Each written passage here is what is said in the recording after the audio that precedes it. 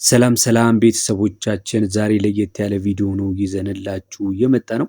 በተለይ ደግሞ ለየት ላለ በዓል ሊሆን ይችላል፣ ለሰርግ ሊሆን ይችላል። የተሟላ የጌጣጌጥ ስብስብን የምትፈልጉ ከሆነና ዋጋውን ማወቅ የምትፈልጉ ከሆነ ቀለል ካለ እስከ መካከለኛ እንዲሁም ደግሞ በዛ ያለ ፉል የሆነ ሴት ማለት ነው በገበያ ላይ ወርቁ ቤት በስንት እየተሸጠ ነው የሚገኘው? የስብስቡ ብዛት ምን ይመስላል? የወርቁ ክብደት ምን ይመስላል? የሚለውን ዋጋውን ጨምሬ የማሳያችሁ ይሆናል በዚህ ቪዲዮ። ለዚህ ቻናል አዲስ ከሆናችሁ ሁሌ እንደምላችሁ ቻናሉን ሰብስክራይብ በማድረግ እንዲሁም ላይክ፣ ሼር በማድረግ ቤተሰብ ሁኑ። አብዛኛውን ጊዜ እንደምታውቁት ከሆነ አንድ ሙሉ ስብስብ ከቀላልም መካከለኛም ወይም ደግሞ ከፍተኛ ቢሆንም ድሪ ይኖረዋል፣ ጉትቻ ወይም ኩሉ የሚባሉ ይኖረዋል፣ ቀለበትና አልቦ ወይም ደግሞ የእጅ አምባር ያካትታል እና እንደ አሁኑ የገበያ ዋጋ ዛሬ እንግዲህ የውጭዎቹ አዲስ ዓመት ወይም ደግሞ ጃንዋሪ 1 ነው። ሙሉ ስብስብ ግምታዊ ዋጋን እነግራችኋለሁ ማለት ነው። ቀላል ስብስቡን ጀምሬ እነግራችኋለሁ። በመቀጠል ደግሞ መካከለኛው ስብስብ ስታንዳርድ የሆነ የዌዲንግ ሴትን ጨምሮ ማለት ነው። በተጨማሪም ደግሞ ከበድ ያለ የተሟላ ስብስብ ምን ያህል ዋጋ ሊያስወጣን ይችላል፣ እንዲሁም ደግሞ የሚካተቱት ምን አይነት ነገሮች ናቸው፣ ክብደቶችስ ምን ያህል ሊሆኑ ይችላሉ የሚለውን እነግራችኋለሁ ማለት ነው። እንግዲህ ሰርግም ቢኖርባችሁ እንዲሁም ደግሞ የተለያየ ፕሮግራም ታስቡ ከሆነ እንደዚህ አይነት ጌጣጌጦች ፉል ሴቶች ብዙ ጊዜ የተለመዱ ናቸው እና ይጠቅማችኋል ብዬ አስባለሁ። አሁን ቀጥታ ወደ መረጃው ነው የምወስዳችሁ። እንግዲህ የምነግራችሁ ወርቅ በብዛት በሚሸጥበት አካባቢ ባለ አማካይ ዋጋ ነው የምነግራችሁ ማለት ነው። መጀመሪያ ከላይት ዌይት ሴት እንጀምራለን ወይም ደግሞ ቀለል ካለ ስብስብ ነው የምንጀምረው። ቀለል ያለው ስብስብ እንግዲህ ቀለል ያሉ ዲዛይን ነው ያላቸው። ብዙ ጊዜ በጣም ውስብስብ የሆነ ዲዛይን የለባቸውም። ስለዚህ ወርቅ ላልፈሰሰባቸው ጌጣጌጦች የሚመረጥ ነው። ብዙ ጊዜ ወርቅ ላይ ቅጥን ተደርጎ የሚሰራ አለ፣ ሌላ ጊዜ ደግሞ ውፍር ተደርጎ የሚሰራ አለ። ምንድነው ክብደቱ ላይ ያው ማተር ያደርገዋል ማለት ነው። እንግዲህ ብዙ ጊዜ እንደዚህ ወርቅ ያልፈሰሰባቸው ጌጣጌጦች ቀላል ስብስብ ሲሆኑ ክብደታቸው የሚሆነው አጠቃላይ ክብደታቸው ማለት ነው ከ30 እስከ 45 ነው። ከ30 እስከ 45 ነው የሚካተተው። ደግሞ ቀጭን ድሪ ይኖራል፣ ቀላል ቀለበቶች አሉ፣ ቀላል ኩቲዎች አሉና እንደዚህ አይነት የሆኑ እንትኖች ይካተትባቸዋል ማለት ነው። ግምታዊ ዋጋቸው ምን ይመስላል ልትሉኝ ትችላላችሁ። አሁን እንግዲህ በምነግራችሁ በ21 ካራት ነው ከ30 ግራም እስከ 45 ድረስ ባለው ማለት ነው። ከ30 እስከ 45 ባለው ከ750 ሺህ ብር እንግዲህ ግራሙ ከ30 ግራም ነው። እንግዲህ በ25 ሺህ በትንሹ 30ን ብናባዛ 750 ሺህ አካባቢ ይመጣል ማለት ነው። በመቀጠል ደግሞ እስከ 45 ብለን ብንሰራው ደግሞ አጠቃላይ ወጪው ማለት ነው እስከ 2 ነጥብ ድረስ ሊያስወጣን ይችላል ማለት ነው። 45 ኪሎ ከሆነ ወይም ደግሞ 45 ግራም ከሆነ ከ750 ሺህ እስከ 2 ሚሊዮን አማካይ ግምት አለው ማለት ነው። ይሄ አጠቃላይ ስብስብ የቀላሉ በጣም ከባድ ነው፣ ከፍተኛ እንደሚሆን አስባለሁ።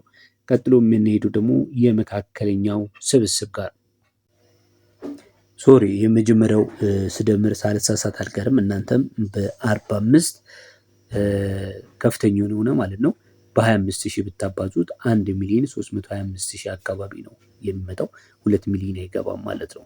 ቀጥሎ ደግሞ የመካከለኛ የሆነ ሴቱን ነው የምነግራችሁ። ምናልባት እዚህ ጋር ሳባዛ ይመስለኛል የተሳሳትኩት።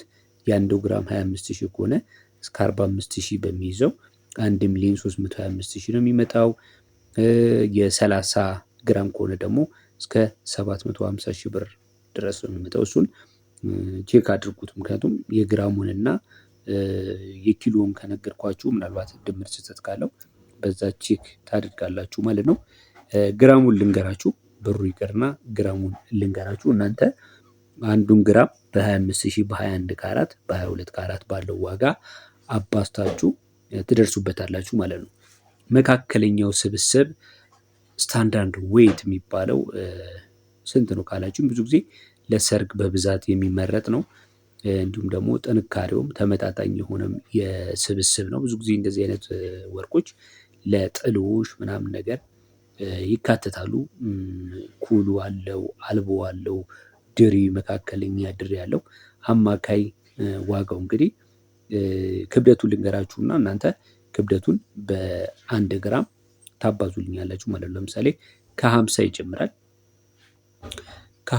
ይጀምራል ማለት ነው። ይሄ 1.250 ሺህ አካባቢ ድረስ ይሄዳል በ25,000 ሲባዛ ማለት ነው። 1,250,000 ድረስ ማለት ነው። ከዛ እስከ 80 ግራም ድረስ ማለት ነው። ከ1.2 ሚሊዮን ጀምሮ እስከ 80 ግራም እንግዲህ 80 ግራም በ25,000 አባዛችሁት ትደርሱበታላችሁ ማለት ነው።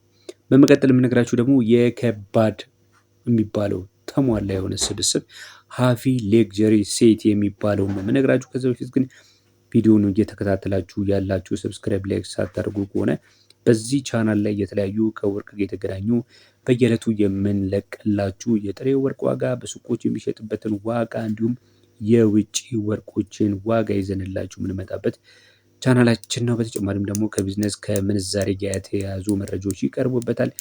ሰብስክራይብ ባታድርጉ አሁን የሆነ ጊዜ ስለሚጠቅማችሁ ብታድርጉ የተሻለ ነው የሚሆነው። ቀጥታ ወደ ሶስተኛውና ከበድ ያለ የተባለለትን የተሟላ ስብስብ የያዘውን ሃቪ ሌክዠሪ ሴትን አሳያችኋለሁ። ይሄ በጣም ደማቅና ብዙ ግራም የሚመዝን የወርቅ አይነት ነው። ብዙ ስብስብም አለው። አጠቃላይ ክብደቱ ደግሞ ከ100 ግራም በላይ ነው። 100 ግራም ማለት ወፈር ያለ ድሪ ነው። እንደ ቀልል እንዳለው ድሪ አይደለም። ሰፋ ያለ አልቦ አለው። ከበድ ያሉ ቀለበቶች እንዲሁም ከበድ ያሉ ኩሉ አለው ማለት ነው። እንግዲህ ይሄ እንግዲህ 100 ማለት 2.5 ሚሊዮን አካባቢ ነው። 2.5 ሚሊዮን አካባቢ ነው። ይሄ ከበድ ያለ የተሟላ ሴት እስከ 2.5 ሚሊዮን ድረስ ሊያወጣ ይችላል ማለት ነው። የምትገዙ ከሆነ ግን 1-2-3 ምክሮችን ልንገራችሁ። 21 ካራት ምርጫችሁ ከሆነ በተለይ ለሰርግ ጌጣጌጦች በብዛት የሚመረጠው 21 ካራት ነው። ምክንያቱም 24 ካራት በጣም ለስላሳ ስለሆነ ለጌጣጌጥ ስራ ብዙ አይሞከርም። 14 ካራት ደግሞ የወርቅ ይዘቱ አነስተኛ በሆኑ ስለሆነ ያው ለኢንቨስትመንት መልሶ ለመሸጥ ከ21 ያነሰ ዋጋ ነው የሚያወጣው ማለት ነው። እና መልሶ የመሸጥ ዋጋ የሚባል አለ፣ ሪሴል ቫልዩ ማለት ነው። ጌጣጌጦችን ስትገዙ ደረሰኝ መያዛችሁን አትዘንጉ። በኋላ ላይ ደግሞ ብትሸጡት ነጋዴው የእጅ ዋጋ ቀንሶ በወቅቱ የገበያ ዋጋ ይረከቡታል ማለት ነው። የዲዛይን ምርጫዎቹ ወሳኝነት አላቸው። የዱባይ ወርቅ ማሽን ሜድ በጣም ማራኪና የተወሳሰበ ዲዛይን ቢኖረውም የሀገር ውስጥ የእጅ ስራዎች ደግሞ ሃንድ ሜድ የበለጠ ውበትም ጥንካሬም አላቸው እና በጀቱ የእናንተ ነው። ስለዚህ የሚስማማችሁን በጀት በመምረጥ የተወሰነ ብር በመክፈል የምትፈልጉትን ማግኘት ትችላላችሁ። ከነገርኳችሁ የሌክዠሪ ሴቶች ማለት ነው። በጣም ላይቱን ስታንዳርዱን ወይም ደግሞ በጣም ሃቪውን መምረጥ ትችላላችሁ ማለት ነው። ለዛሬ ለሰርግ፣ ለበዓል እንዲሁም ለተለያዩ ፕሮግራሞች ሰብሰብ ያለ የተሟላ ሌክዠሪ ሴት የቱ ነው የሚለውን መረጃ በዚህ መልክ አካፍያችኋለሁ። ስለነበረን ጊዜ እጅግ በጣም አመሰግናለሁ። በሌላ ቪዲዮ እስከምንገናኝ በያላችሁበት ሰላም